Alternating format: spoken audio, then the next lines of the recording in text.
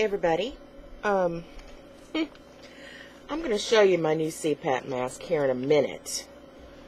But first, I'm going to enjoy a nice sugar-free Jell-O pudding stack. I might put that in my tags and see if Jell-O pudding actually advertises next to my video. That would be kind of cool. I love these little sugar-free ones. They used to taste really kind of ooh. But the new ones, I think they're sweetening them with Splenda or something, and I don't like Splenda generally. Kind of depends. It's really good in some things and gross and weird in others. This is a chocolate banana. It's funny to me because you think this is the banana and this is the chocolate flavor.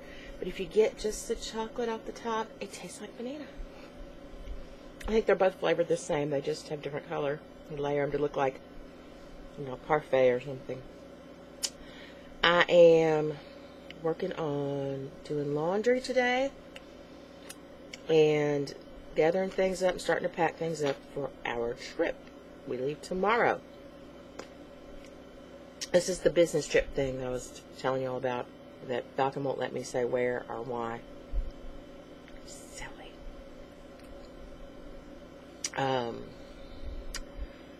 But we'll be gone. Let's see, what is today? This is Wednesday, so we leave tomorrow and we'll come back sometime Monday.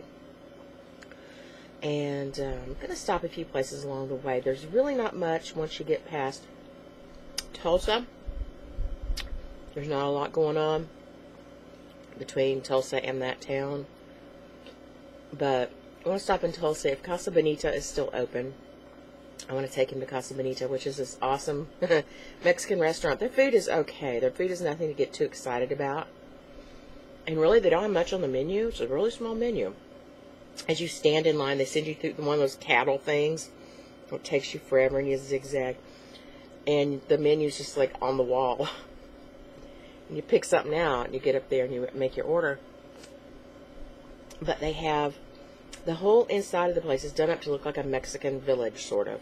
I'm sure no village quite like that ever exists, but they used to have a mariachi band that would wander around, and they had a live magician, and you go in there and it looks like, you can look up and it looks like people's little balconies up there and buildings and everything and plants. And my favorite, I think it's most people's favorite, is the grotto room. Once you go in there, it looks like a cave, and you're sitting to get back in a booth in a cave. Kind of dim, and there's plants coming down, and it's so cool. And they closed, and people got really upset about it. Somebody bought it and reopened it, and that didn't last long, and it closed again. And then the original owners opened it again, because it's like this Tulsa tradition, and people come from, it's not like I'm drug, it's a tradition. People come from all over to check out Casa Bonita. So, while it's still in business, if it's still in business, and I need to call them today and see, I want to take Falcon, let him have that whole Casa Bonita experience. It's so cool. Pudding. So, as is the tradition, at least in my family, for the females, except for my Aunt Ann, because she breaks all the rules. She's a very basic person. But I'm way overpacking. Like, well, one of us might need sleeping pills. I better bring these. And well, who knows? I might get diarrhea. I better bring that. And like, way too much medication going into this trip. Too much makeup. Too much everything. Because that's what I am. You know, Falcon, he'll bring 1 pair of pants, 3 shirts, 5 pairs of socks and underpants. He's ready to go. Not me. I'm like, well, if we go out to eat, I may want to wear a skirt. I'll bring the skirt. Oh, but this top might be too casual, so I better bring a different top that will go with it, too. Oh, and then my jeans, and then my capris. I'm only going to be there like 5 days. You know, I'm only going to be gone for 5 days. It's ridiculous, but, you know, a lot of us women, we are scared to death of being stuck out of town without everything we own. Because what if, in my family anyway, I don't want to stereotype every woman alive, but that's the way we do it. It's so silly. And like my mom always brings a whole bunch of snacks. She has to go shopping. This is what I plan to do as well. Go shopping and get crackers and cookies and fruit and, you know, Slim Jims, whatever. get a bunch of food together and bring it as if they don't have food in other towns. As if there are no grocery stores or Dollar Generals any place but here. It's so silly. I'm going to try not to overdo it. I will be bringing some peaches, though. You know, we bought those luscious, crazy, moist peaches. Not leaving those here, because there's a bunch of them, and I know my mom won't eat more than one a day at that. So, I'll bring a bunch of those. And probably get a few bottles of water to put in a cooler, maybe. Or we may just go to Sonic, get big old Route 44 iced teas, and drink on those all afternoon. It's a 5-hour drive. If, you know, if we stop at some places in Tulsa, it'll be a little longer, but whatever. It's a hassle. I always overdo it. I'm trying to wash every stitch of clothing either one of us own so that we'll have everything. And I know when he gets home, I'll probably take what he's wearing and throw it in, too. Fidget did that to me, my big Siamese cat. He insisted on being on my chest yesterday, laying up on me. And he's huge. You guys have seen him. You know he's huge. And he decided he wanted to roll over. And it's too much trouble to actually just roll over by himself. So he hooked claws in and pulled himself over via my chest. And here I am with like low-cut stuff. That's just skeeter bites or something. That's been like itching. I can't quit scratching it. Here I've got like summer shirts and this kind of nonsense going on. I don't know. Maybe I can use cover-up on it. I don't know. This is not mirror image that makes it a little difficult. Ooh. We'll see.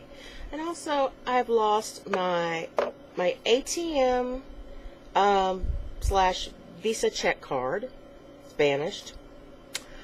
I know that it's somewhere here in my stuff. We looked all through the car, couldn't find it. It's like probably gotten stuck in something else. Who knows? I'm usually really good about putting it right back in my purse. But once in a while, I set it on the seat or, you know, put it in a pocket. Excuse me. Jello pudding. Anyway, once in a while, I put it somewhere else, and I think it has just gotten blended in somehow. I don't know.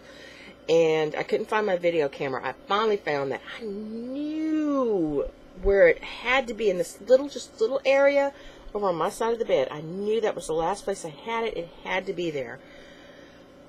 I had looked and looked. I dug all under the bed. I had just, you know, done everything I could think of.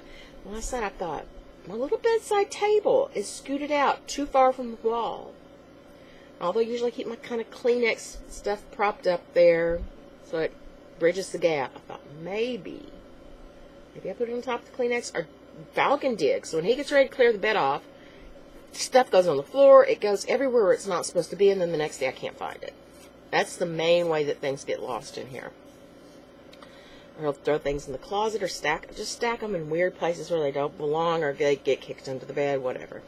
So I got my arm back in there last night and weighed down and started feeling around, and I felt camera lens, and I was like, Carl's ice! Carl! My buddy!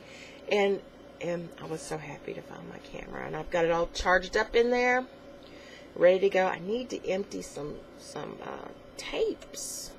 I don't think there's going to be much of anything interesting to videotape for you guys, honestly. I'm thinking about just bringing my webcam and a digital flash camera. We'll see. But I would like to find that. And I cannot find my swimming suits. They're going to have a pool there and a jacuzzi or hot tub, whatever. And I have 2 swimsuits. One is one of the little ones. It's got like a halter neck, which looks really good on me. And the silly little skirt that fat ladies wear. And then I've got a 2-piece. And I haven't been brave enough yet to wear it in public. It's got a halter top thing that comes down to the waist, okay? And then like the little boy shorts, little black boy shorts. But like I said, I have not had the guts to wear it out yet because I'm so weird about my stomach. It's like my stomach's really big and I don't like my stomach being the main emphasis, you know. I kind of try to hide it a little bit. And something like that. can't really hide much. But I would like to be able to get in the pool if it's not full of kids and teenagers, you know.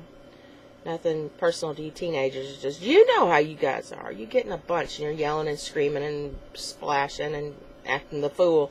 And I just want to, you know, just kind of float around in there. And I want Falcon to lift me up and float me around in the pool. And I don't want a bunch of hooligans doing their shenanigans in the pooligans.